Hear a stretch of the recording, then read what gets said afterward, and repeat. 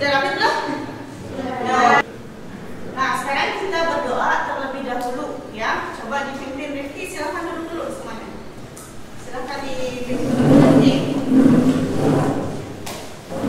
Baik teman-teman sekalian, sebelum kita mengawali pembelajaran pada pagi hari ini, alangkah baiknya kita berdoa sesuai agama dan kepercayaannya masing-masing. Berdoa dimulai. Doa selesai. Beri salam. Assalamualaikum warahmatullahi wabarakatuh. Waalaikumsalam warahmatullahi wabarakatuh.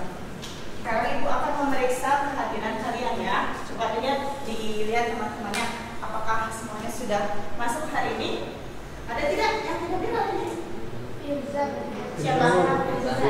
Firza ya, coba Bu periksa dulu. Firza kemana? Firza sakit ya. Nah, pertemuan minggu lalu juga tidak masuk ya Firza, berarti sudah 2 kali pertemuan tidak hadir di mata pelajaran Ibu. Menentukan kompetensi dasarnya dulu. Ya, silakan kalian baca bersama-sama untuk kompetensi dasar, indikator, dan tujuan pembelajarannya. Ya, yang pertama kompetensi dasarnya dulu. Yuk, silakan dibaca bersama-sama. Mengembangkan prosedur berkaitan bidang pekerjaan dengan memperhatikan hasil analisis terhadap. Nah, kemudian ada tujuan pembelajarannya ya yang harus kalian capai dalam pembelajaran hari ini. Yang pertama, Menentukan objek teks prosedur dengan tanggung jawab dan disiplin. nah kemudian kalian masih ingat tidak pelajaran yang minggu lalu sudah diajarkan? Masih ya? Masih tidak? Kalian? Masih. Coba sebutkan Jihan.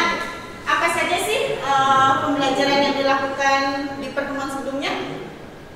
Membahas pengertian teks prosedur, Ya. struktur teks prosedur, dan kaidah kebahasan teks prosedur. Ya, coba Jihan sebutkan dari pengertian teks prosedur itu sendiri. Teks prosedur adalah teks yang berupa langkah untuk membuat sesuatu. Ya, baik. Semuanya betul ya? Betul. Berarti Jihan masih ingat, tepuk tangan. Ya.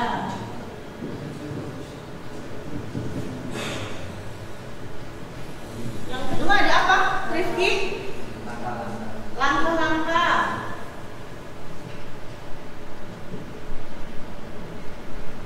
Coba Mozep, apa saja di dalam langkah-langkah? Berarti ada di paragraf setelah tujuan. Langkah-langkahnya berisi tentang apa biasanya? Deskripsi alat. Terus Lalu ada cara membuatnya. cara membuatnya ya. Kita untuk Mozep. Deskripsi alat dan tadi ada apa? Cara membuat. Cara membuatnya ya. Berarti di situ lengkap ya, disebutkan langkah-langkah mulai dari misalnya alat, bahan ya, sampai cara membuatnya. Yang ketiga adalah penegasan ulang. Coba Regina, penegasan ulang di dalam teks prosedur itu berisi tentang apa?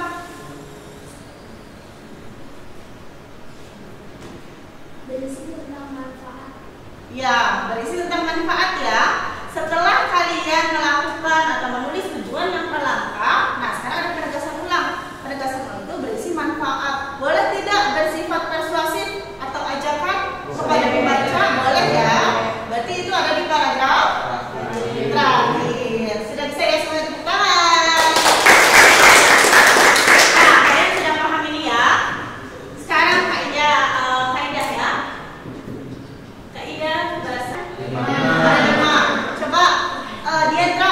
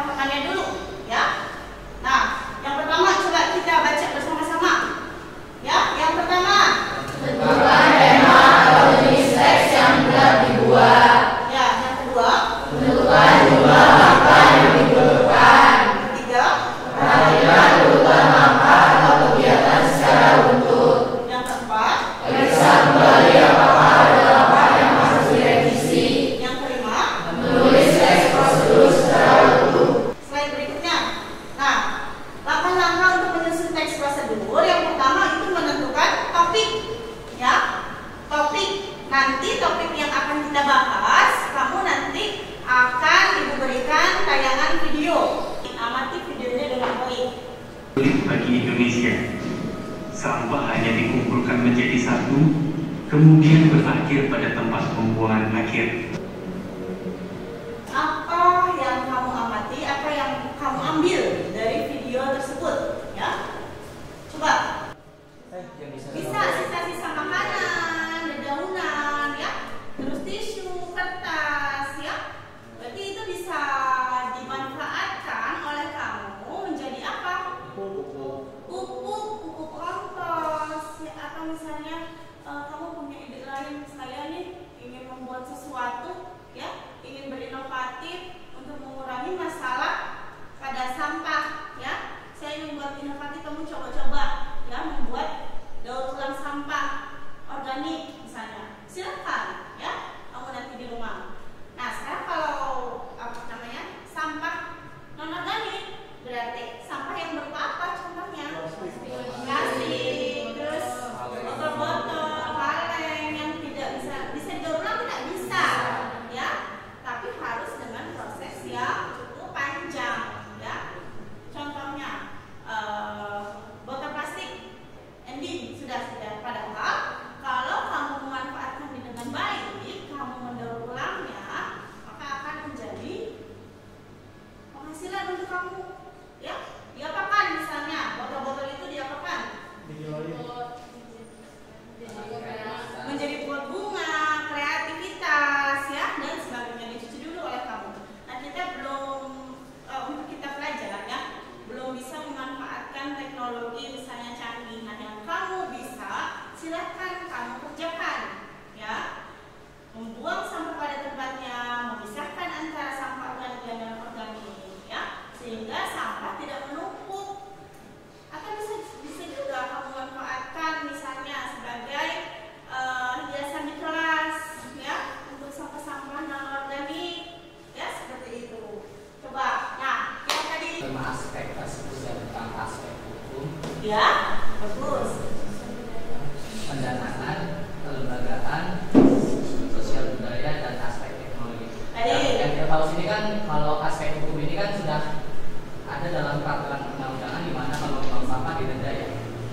Dan juga masih kurangnya kesadaran masyarakat. Nah, dari aspek kelembagaan juga sudah ada di Indonesia ini terkait dengan organisasi-organisasi pengelolaan sampah. Itu juga untuk pendanaan juga mungkin ada investor dari pihak lain gitu, ya. Dua aspek lebih berkaitan sosial. Menurut saya yang dua ini sebenarnya 3 sih yang menurut saya penting: aspek hukum, sosial budaya, dan juga aspek teknologi. Aspek sosial budaya mungkin bagi saya mensosialisasikan tentang pengelolaan sampah yang baik dan benar, tentang cara memilah ini sampah organik dan jenis sampah organik. Untuk aspek teknologi, kita sudah tahu sendiri di Belanda itu sudah ada namanya, kalau kita mengumpulkan suatu barang kayak botol plastik, kita dapat uang sendiri, ya, itu di Belanda. Bank sampah, ya. Bank sampah. Ya, seperti itu, ya, tepuk tangan. Yang terdiri dari 5 aspek, ya, yang nanti akan mudah-mudahan kita terapkan, ya. Terutama tadi bank sampah. Apakah di sekitar rumah kalian sudah diterapkan bank sampah? Sudah, tapi kalau di rumah kurang saya itu ada, cuma belum sampai menerapkannya kamu. Oh, berarti ada pengelolanya, yaitu warga sekitar. Sekarang silakan kalian berkelompok, ya, masing-masing anggota, masing-masing kelompok beranggota 4 orang. Berarti kelompok 1 yang sebelah sini, ya. Kelompok 1 yaitu Khairul Anwar, yang kedua Taufik Ismail, yang ketiga W.S. Rendra, yang keempat Khalil Gibran, ya. Nah, semuanya sudah mendapatkan kelompok masing-masing. Hanya Firza saja yang tidak hadir, ya.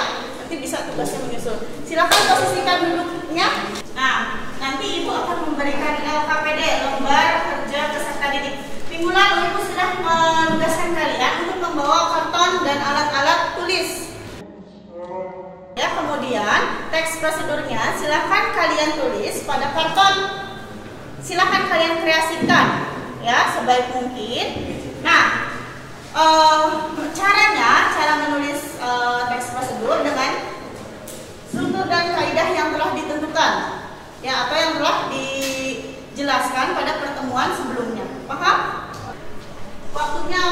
berapa? 50 cukup tidak?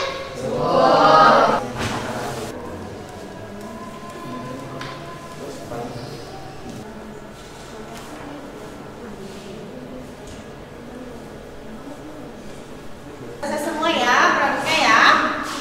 Tadi Ibu sudah lihat keliling-keliling, kalian sudah menghasilkan produk yang baik ya. Baik, sekarang kelompok 3 dulu maju. Silakan kelompok 3. Yuk, tepuk tangan untuk kelompok 3. Assalamualaikum warahmatullahi wabarakatuh.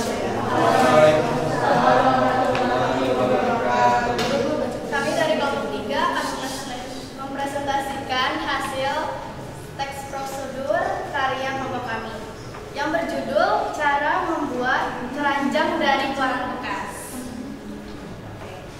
Yang pertama, langkah-langkahnya pertama ada bahan dan alat yaitu koran bekas, lem kertas, gunting, penggaris, dan lidi. Cara membuatnya yang pertama, bentuk koran menjadi lintingan-lintingan kecil menggunakan lidi. Siapkan kurang lebih 50 buah lintingan. Yang kedua, buatlah susunan lintingan koran saling menyilang sebanyak 8-10 lintingan. Yang ketiga, dasar keranjang dibuat dengan teknik menganyam. Lintingan paling bawah diselipkan memutar dari arah kiri ke kanan dengan saling menyilang. Yang keempat, tegakkan sisa lintingan ke atas sebagai kerangka keranjang. Yang kelima, lanjutkan proses menganyam untuk membuat sisi samping keranjang hingga ke atas. Setelah itu, potong dan rapikan ujung lintingan koran menggunakan lem. Kemudian selipkan ke bawah untuk menutup rangkaian anyaman. Kerajinan tangan dari koran bekas ini bisa dijadikan hiasan rumah atau dapat digunakan sebagai peluang untuk mendapatkan penghasilan tambahan di rumah. Sekian dari kelompok kami. Ada yang ingin ditanyakan? Ya, baik. Kelompok 2, silakan ada yang ditanyakan atau menanggapi, silakan dikemukakan. Kenapa kalian memilih koran bekas sebagai objek yang didaur ulang? Karena lebih mudah didapatkan. Apakah sudah jelas semuanya? Sudah, tepuk tangan untuk kelompok 3. Sekian dari kelompok kami. Wassalamualaikum warahmatullahi wabarakatuh. Waalaikumsalam warahmatullahi wabarakatuh. Terima kasih. Ingat-ingat ya, dalam menulis teks prosedur ada beberapa tahapan yang harus kalian perhatikan. Yang pertama, 1 Jihan, 2 Rafika. Nah, dari pembelajaran hari ini, apakah ada kekurangan atau kelebihan dalam pembelajaran ini? Manfaat apa saja yang kalian ambil dari pembelajaran hari ini? Nah, kalian silakan baca-baca dulu ya sebelum ke materi berikutnya. Kalian baca-baca dulu apa itu teks eksplanasi. Ada yang ditanyakan untuk hari ini? Tidak ada. Ya. Kalau tidak ada, Ibu ucapkan terima kasih untuk hari ini ya. Nah, nanti untuk pembelajaran berikutnya harus lebih semangat lagi ya. Ibu ucapkan terima kasih untuk hari ini. Sekian dari Ibu. Wassalamualaikum warahmatullahi wabarakatuh.